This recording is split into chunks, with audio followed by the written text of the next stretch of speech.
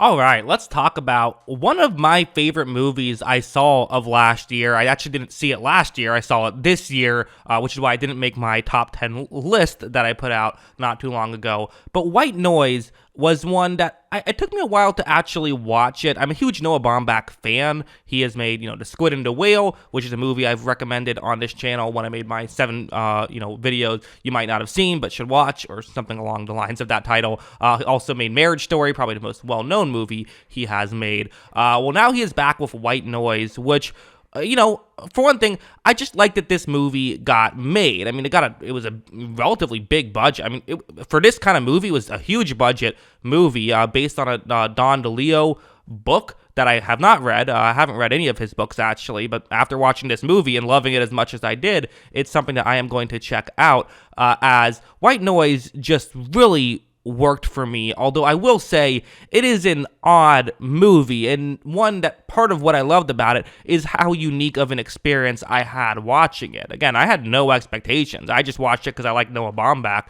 I was not expecting it. I didn't know it was it was going to go anywhere. I thought it was just going to be us hanging out with the family the whole time. I hadn't watched a trailer or anything. I actually think the trailer might do it a disservice in certain areas. It kind of makes it seem as though White Noise is a disaster movie, which really isn't the case. This is not a disaster movie. This is very much a again, it's kind of hard to explain. I guess here's the best way I will go about trying to describe what White Noise is. The basic plot is that Adam Driver plays a professor who specializes in doing a Hitler class, as in a class on Hitler, and then also is married to Greta Gerwig. They have kids. All of a sudden, a train comes and crashes, and there's these potential toxic fumes, and we just don't know what it means. But really, what the movie is about is not the plot. And in fact, on a base level, I don't know if this movie works,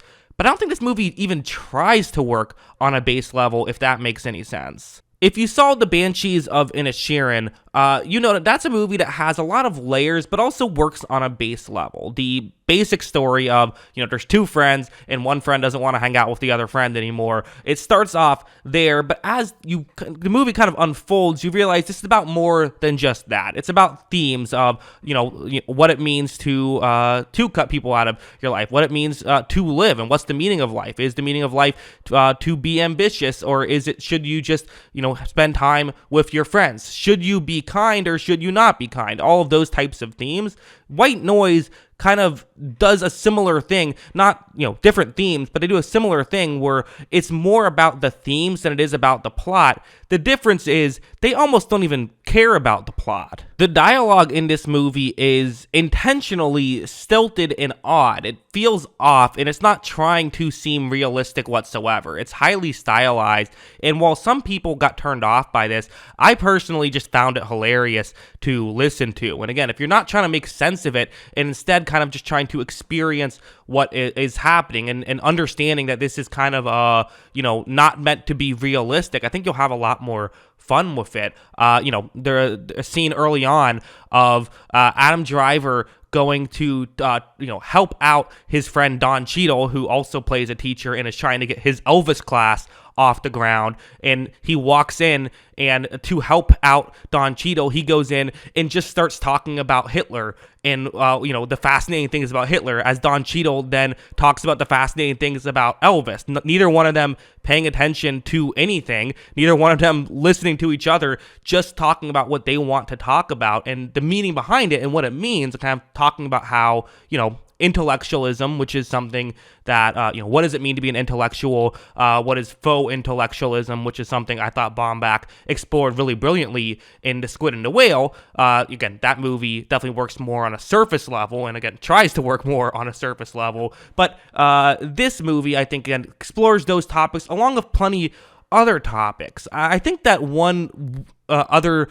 thing that has turned people off from this movie is the fact that it plot wise doesn't really go to follow a traditional storyline. Typically you have the rising action, right? So I'm going to do this on the screen. If you start here, well then as the movie goes along, you eventually go here and finish up here before the resolution where it drops down. This movie plot wise kind of goes straight up and it almost goes down and then goes up again and then goes down. It has a very unusual structure in that way, where the kind of most quote unquote exciting parts of the plot happen sort of in the middle of the movie instead of towards the end of the movie.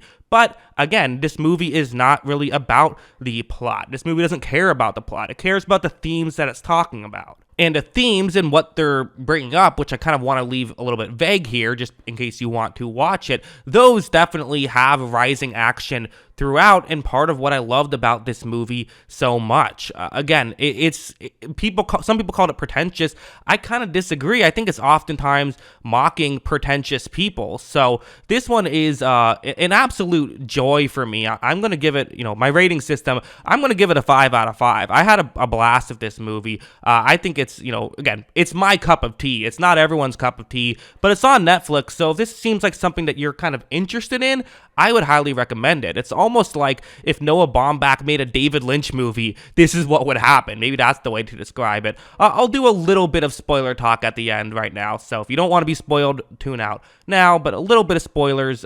3, 2, 1, okay, go. I kind of wanted to leave some of the themes vague because, and again, if you're watching but just don't care about spoilers, there's sort of one of the themes is, a very topical thing now as we're just out of the COVID pandemic of when disaster happens, people are so quick to just trust anyone when it comes to new information. And a lot of times, the kids, which did not speak like kids, they spoke like adults, which was, again, intentional, and I think served a purpose. The purpose kind of, being to highlight the absurdity of what the parents were doing and what, their thoughts were. But everyone having their different opinions on what to do during this train crash. But there were several moments throughout where when someone seemingly had information, they immediately went over to try and follow it and try to figure out what that information is and try to understand, just more and kind of be willing to blindly believe anybody. Like a good example is in the car where Adam Driver sees someone with a bumper sticker that I forget what exactly it was. I believe it was like some